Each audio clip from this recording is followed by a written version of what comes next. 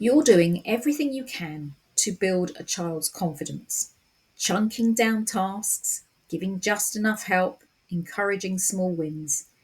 But in comes a senior staff member saying they're still too dependent. They need to work more independently. Can't you take a step back? And you think, if I do that too fast, they'll fall apart. So, how do you show you're not holding the child back? You're holding them steady enough to try being more independent. In this video, you'll learn how to create a simple, realistic plan for building independence that helps the child make progress and helps you explain your approach clearly to senior staff. 1. Start with a baseline snapshot. So note down what the child can already do independently and where they consistently need support. Now, you do this because it's hard to plan progress or prove it without knowing your starting point. Here's how to go about it. So you could list 3 to 5 daily tasks. So regular things that they do, like coming into school and unpacking their bag at the start of the day, hanging their coat up, starting a lesson, starting to do a bit of writing, a bit of maths, transitioning between lessons, that kind of thing. Mark whether the child can do it independently, do it with prompts, or only do it with direct support. This gives you and others a clear picture of their current ability. 2. Identify small wins that can grow. So choose 1 or 2 areas that feel manageable to build independence in, even if it's just part of a task. A small win builds momentum. It also shows senior staff that independence is already happening gradually and intentionally. So for each task, ask what parts of this could they try on their own next time? How can I set them up to succeed in that one bit? So, for an example, instead of expecting the child to complete a whole worksheet alone, chunk the work down and log the parts they completed independently. 3. Use a simple visual plan or ladder. Map out small steps that build towards the bigger goal of independence, visually if possible. So, a visual ladder or plan is easy to show to others and keeps everyone on the same page. Here's how to go about it. So, draw the ladder with 5 rungs. Step 1, so that's the first rung, would be the child starts a task with help. Step 2 starts task with just a simple prompt. Step 3 starts task independently. Step 4 completes task with support. And step 5 completes task independently. So you can adapt this for any activity. Label it Building Independence Plan with the child's first name, not whole name, because again, confidentiality. It becomes a working document, not just a TA's good intentions. So, I mean, I would have a sort of notebook and draw my ladders, and each one would be a task that you're building independence in, and you can put the different stages, and you would just tick it and date it whenever they completed that particular. So if they started the ladder, say, I don't know, maybe it's coming into class and sitting down with their reading book. That would be the thing you're trying to build independence in.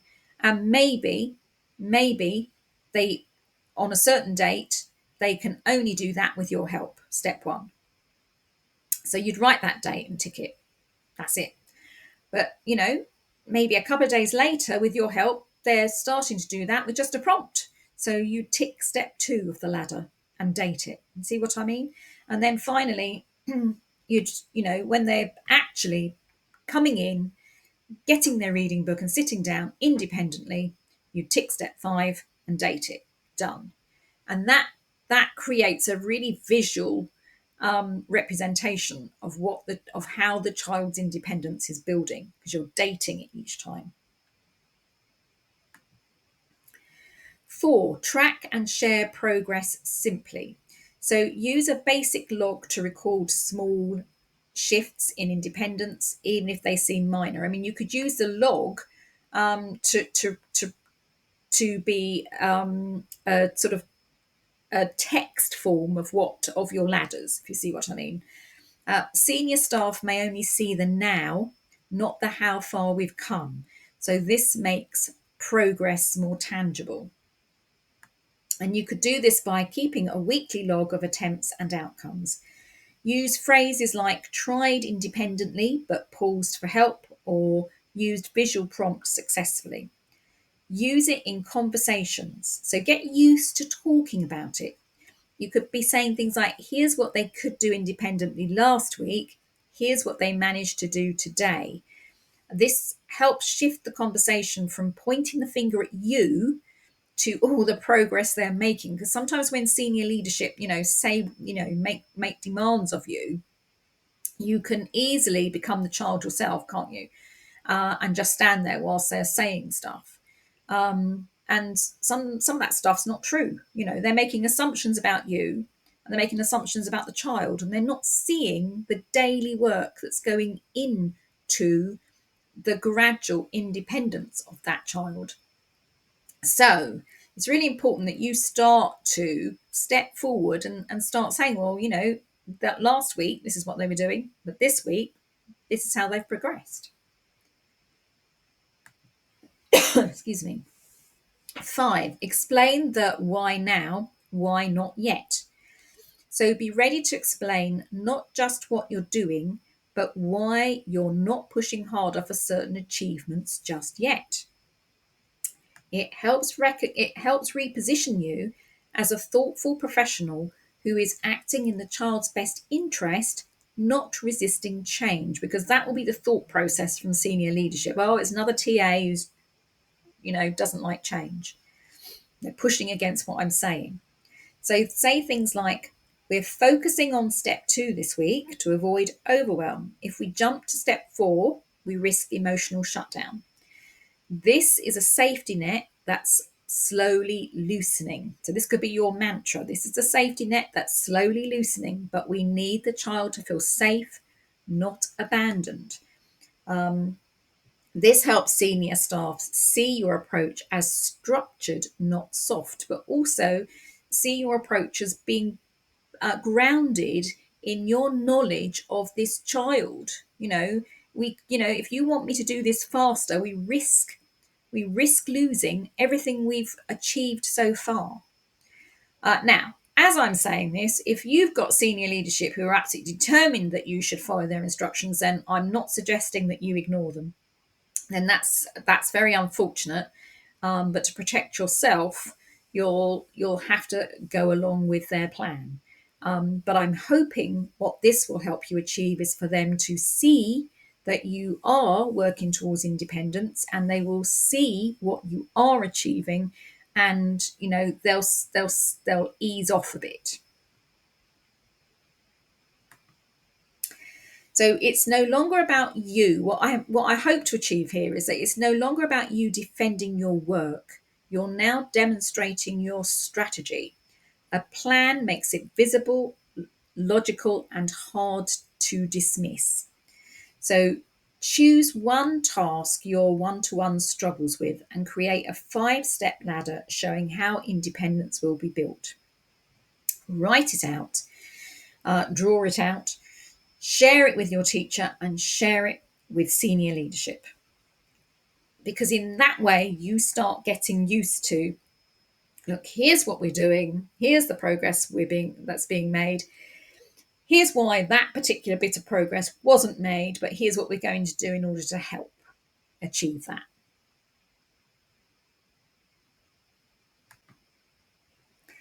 Senior staff often want results fast, not because they don't care, but because they're juggling pressures you might not see.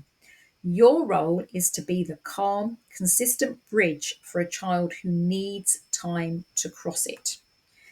And when you show your plan, you're proving you're already building that bridge one step at a time. Now, before I go, don't forget to take a look at my School Ready 12 video series for teaching assistants new to the role. The 12 videos cover all of this: how to impress on your first day, how to support the teacher, how to ask for help without feeling awkward, how to manage behaviour, how to take initiative, understanding safeguarding, understanding school terminology and routines, how to support children during lessons, how to stay useful when you're not sure what to do, how to support children with SEND, how to build positive relationships with children, and how to help with classroom organisation. Each video is short, practical, and designed to help you feel calm, prepared, and proud of yourself, not panicked or lost. And you can watch the whole series privately at your own pace and come back to it whenever you need a boost. The links to it are in the description and comment sections below this video, and I'm really looking forward to getting started with it.